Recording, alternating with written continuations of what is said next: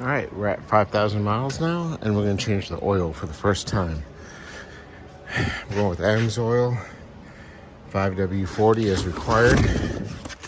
I have the Mopar official oil filter for the Eco Diesel. So this is what it looks like.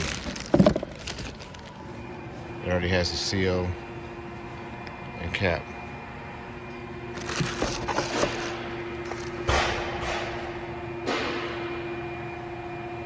Part number. I got 9 quarts of 540. I got 9 quarts of that. I got diesel oil conditioner. And I got diesel fuel conditioner and coolant conditioner. So let's raise it up and get the oil going, draining. So under the Eco Diesel here, oil, and then your filter, you get it from up top, but it's way up there, right there. That just unscrews, but we're gonna get that draining. And then you're supposed to rotate your tires every 5,000 miles. So we're gonna rotate the tires, and since this is a 4-wheel drive vehicle, we're gonna mount it, rotate them in an X pattern. So the driver's front is gonna go to the passenger rear, and the driver's rear is gonna go to the passenger front. Let's get the oil going. It looks like it's a 15 or 13, let's see here. So it is a 13 millimeter drain bolt. And so I got 5,000 miles on my vehicle. And ready, go. So that is pretty dark at 5,000 miles.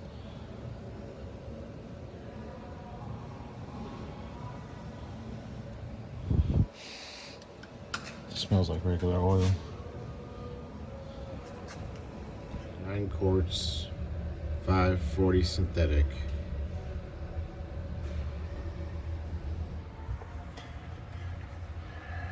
Anyway, for the oil change, it looks like they want us to remove the fasteners for the fuel filter shield and loosen the drain plug of the fuel filter water separator to ensure that there is no water present. So we'll do that really quick. And then it looks like the oil filter is separate from the case. So for some reason they sold us the whole case with it.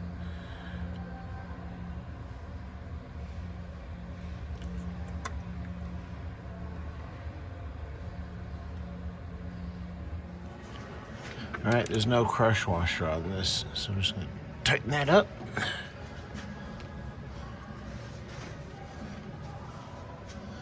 And then right here, I'm gonna take off those 8 millimeters. And bleed that. All right, we removed the 3, they're 10 millimeter bolts. And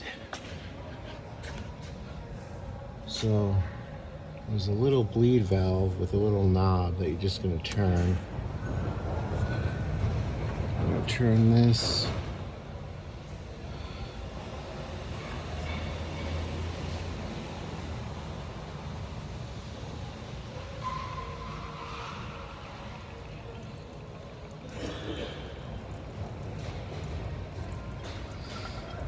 It smells like diesel.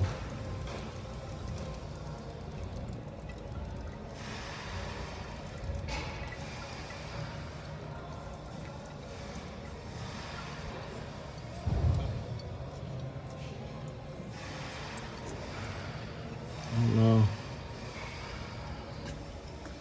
So I just turned it until I had diesel coming out. So with all the water we found in here, we're gonna go ahead and change the fuel filter. So we're gonna empty this all the way, let all the diesel fluid drain out. Now that my hands smell like diesel, I put some diesel fluid in this so we can lube the gasket. We drained all the gas or diesel fluid out of the filter housing. And then this is a 29. And we're gonna take that off. All right, we pulled the fuel filter out. That's what it looks like up in there. Let's get the new one. Oil filter cap is 18 foot-pounds. The oil drain plug is 33 foot-pounds.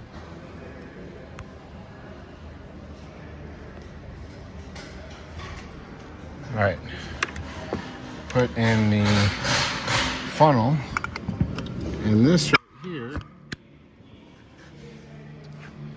this is made by BG. It is diesel fuel conditioner. You're supposed to use it once every oil change. I'll try and get it out without spilling it.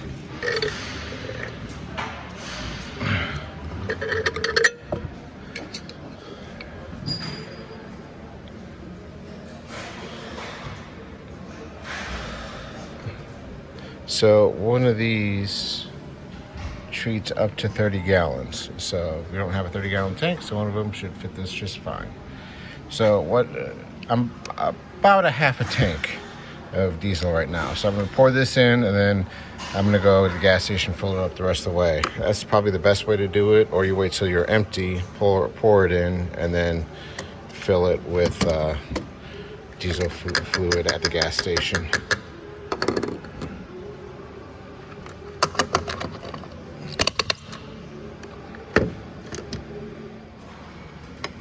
So this, you'll need 2 of those. One of these is good for every 4 to 6 liters, and we have 9 liters. So I recommend 2 of these from BG oil conditioner, and then we have 9 quarts of Amsoil. So let's start with this. All right, your oil filter is down there, and we're gonna loosen it up.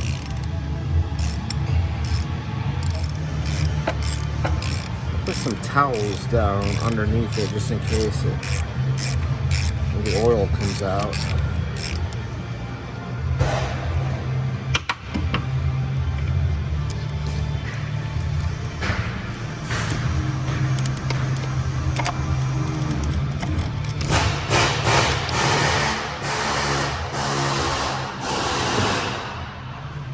And that's it.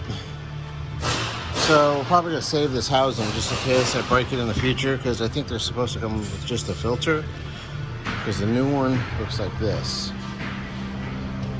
So you kind of see the difference with that. And I already put oil on both the seals, top seal, bottom seal. And I had a little bit come out, but we'll see how that goes. All right, we're tightening it up. I'm gonna kind of go till it snugs, and then we'll get the torque wrench out. So it's still tightening. All right, I hit bottom there. So let's get the torque spec. So we're gonna torque this down to 18 foot-pounds. Right about there. So there that is. I did put rags down there. I did have a little bit of drip down, so that's why I put some rags underneath it. Just when I pulled it out, it kind of dumped a little bit of oil onto the rags. So other than that, we put our coolant additive in, topped off the washer fluid, checked the power steering cooling fluid, and that's pretty much it for up here. We just gotta put the fuel filter in tomorrow. I did spill a little bit down there. We'll clean that up and be good to go. Finally, we got the fuel filter. There's your part number and a manufacturer date. And we are gonna bolt that back up in here. Now you don't want to wipe anything up here. You don't want to get anything in the fuel system. That little metal connectors right there, that's tells you the sensor in there if you have water in it. So you don't want to touch that or put anything on there as well. So you also don't want to get anything inside the cap. So let's swap this over real quick. As you can see, the filter is directional. You have to put this top in, and it does line up with that. And it also comes with a new O-ring for the housing, just like the oil filters. So you're gonna want to put diesel fuel around this for lubrication. So you do have to pull pretty hard to get that out. There is an O-ring in here. Make sure you lubricate that O-ring as well as the new one that goes on here before you put it back in. And just check this really quick to make sure you don't have any contaminants, because that's where they will sit. So the torque specifications, the fuel filter cap is 18 foot-pounds. And the little bolts that go on there is just 6 Newton meters, so that's nothing. That's just snug them up. So 18 foot-pounds. And the socket size for that, I thought I already had out. Okay, so the socket size is a 29 millimeter. So let's torque that down to 18 foot-pounds. All right, so we got it all bolted down. These bolts right here are just snugged up. It's like 6 Newton meters, so that's nothing. This big bolt right here has to be 18 foot-pounds, which we have. And now we're gonna prime it up and see if we have any leaks. So as you can see, as before, the petcock is over on this side, where it should line up right here. If you guys know how to line that up, that's one thing, because if I make it so it lines up, it's not torqued all the way to 18 foot-pounds. So it's either have it loose and be correct, or torque it to spec. It's over here. Does it matter? No, because you just take those bolts off anyway if you need to prime it. All right, guys, really quick. I know I lost some footage of the end of this oil change. So with the fuel filter, in order for that to line up properly with the metal skid plate, I ended up loosening it up and turning it and using a dial indicator torque wrench. So I turned it by hand until it was pretty much lined up the way it needed to be. You can actually look at the threads of the filter, and once it's lined up where it needs to be, then you'll torque it down with a click type torque wrench. I did that, and everything fell into place perfectly. So if you just try to tighten it with the regular beam style torque wrench, it won't tighten up all the way because of the friction of the gaskets in there. So you really do need to snug it down into the proper position where it lines up, and then you'll just hit it with the torque wrench one time with click type, and it will just lock in. That's the way I found how to do it. When I would torque it with the beam style torque wrench, it wasn't tightening up all the way. Even though it was saying 18 foot-pounds, it wasn't fully seated yet. So you do have to seat it, and then, I don't know. Chrysler messed that one up, but I do feel better knowing that it is fully sealed rather than half sealed, and you can still kind of see the gasket like out of it. So normally I advise against over torquing things, or it wasn't sitting on there properly just by torquing it to 18 foot-pounds. So Chrysler will probably update that in the future, or we're supposed to probably put more lube on the actual O-rings. But either way, it's tight, it's not leaking. I started up the diesel after priming it for 20 turns of the key. You'll turn the key about, technically you can only do it like 3 or 4 times, but for the first couple of starts, probably the first 3 or 4 starts, it'll have an extended crank to it.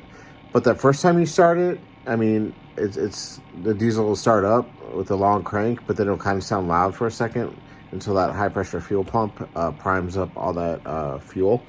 It's the same way with the Hondas. With the high pressure fuel pumps on the newer Honda motors, they do the same thing. When you do a fuel system service on it, or you do a fuel pump or fuel rail, you'll prime it, but the first start, it sounds horrible. That's just the way it is. That's the way it says it in the owner's manual for Chrysler. So mine did the same thing. First 3 or 4 starts, it had a little bit longer cranking time, but after the third start up after driving it, it started right up like normal. So that's it. I hope that helps you. Any questions, comment below. I'll respond to them pretty quick. I'm pretty regular at checking in with those. And good luck, guys. Hope this helps.